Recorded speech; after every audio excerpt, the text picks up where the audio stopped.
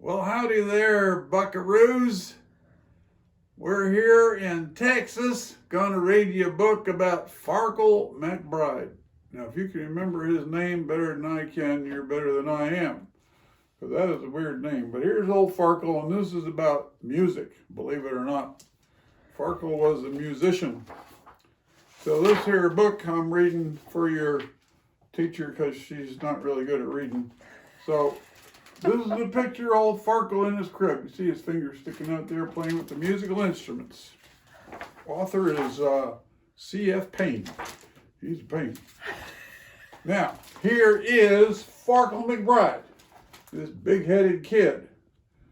And, well, we'll comment on Farkle lately, but that's his picture. It says here, oh, pity the prodigy. Now, he was a prodigy. I'm not sure what that means, but I think it means he was very good at doing whatever he did. Sort of. Anyway, no matter what instrument poor Farkle tried, whether strumming or blowing or drumming or bowling, his musical passions were unsatisfied. So he tried all these here instruments. Notice there ain't no banjo. That was his problem. At any rate, here in southern Texas, we're big on guitars and banjos. So, when Farkle McBride was a 3-year-old tyke, all freckly, bony, and thin, his astonished friends and his family alike. He astonished his friends and family alike. I can't read very well here. He played a superb violin. So you see him up there in the corner of the picture, and his parents are listening to him. They're impressed. He could play a violin, 3-year-old kid. Wow, amazing. He went reedly-dee, deedly-dee, deedly-doodly-dee with all the strings inside. Reedly-dee, reedly-dee. It has a whole bunch of reedly-dees here. The remarkable Farkle McBride. So he gets promoted to playing a concert. See that picture right there? This little kid, prodigy. Well, unfortunately, when he was 4, he played it no more. In spite of parents' beseeching, he shattered the records that he used to adore. He smashed up the resin. I think that's the stuff he used to polish the strings. And he ripped up every score. He threw the fiddle and the bow on the living room floor. And he shouted, "Enough of your screeching." Now, can you imagine a kid busting up a violin like that? You do that to a guitar, you're in big trouble, dude. Let me tell you. Violin, I don't know so much, but seems to me a little out of sorts. When Farkle was 5, his melodical gift once again bore, some of these words are pretty tough, rhapsodial fruit. The woodwinds inspired his spirits to lift, and he rapidly mastered the flute. So now, here he is in his window playing the flute, and birds singing along with him. Probably singing, I don't know, down in the valley or something. Anyway, he went roodly-dee, toodly-tee, toodly too. With all the winds at his side, roodly-tee, toodly-tee. The remarkable Farkle McBride playing in concert again there with his, what's he playing this time? The flute. Yep. Playing with a bunch of old people. So, however, Farkle, at 6, he flung his flute in the lake. Can you see that picture there? The fish are after his flute. So, notwithstanding its lyrical trill, he stamped on the dock till you think it would break. "That's it," he exclaimed, "I've had all I can take. That tootling gives me a brutal headache." He gives me a headache. "It's so wimpy and whiny and shrill." Hard to please this kid. When Farkle was 7, a different sound rekindled his musical flame. He became the most expert trombonist around, and the boulevards buzzed with his name. With a name like Farkle, it would cause some buzzing.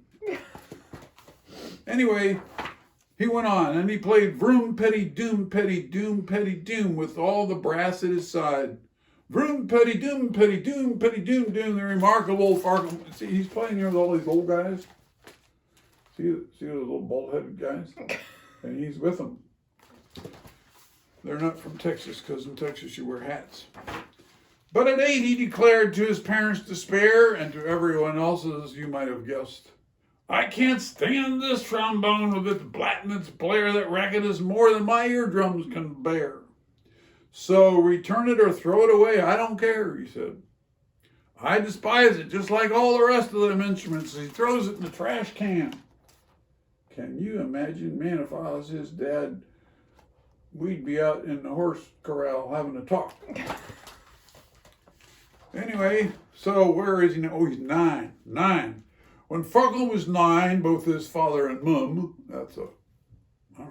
mum is a mother, were bursting with pride and affection, for Farkle learned the xylophone. I don't know how you pronounce that one. Cymbals and drum. The entire percussion section was his drum. I made up that last part. So anyway, he's playing the drums now, and he's real happy. He went boom, bash, clam, crash, all the clamor he could provide. Tinkle-tee, bing, bong, boom-bitty crash. The remarkable Farkle McBride. Look at that. He's having a good time playing those drums. But I'm not too confident it's going to last very long. Let's check him out. How old was he here playing drums? 9, I think it said, didn't it? But soon he fell prey to his usual gloom. Despite all the praise and the flattery, first a sigh, then a sulk. Kids who sulk are just... Then a frown, then a fume.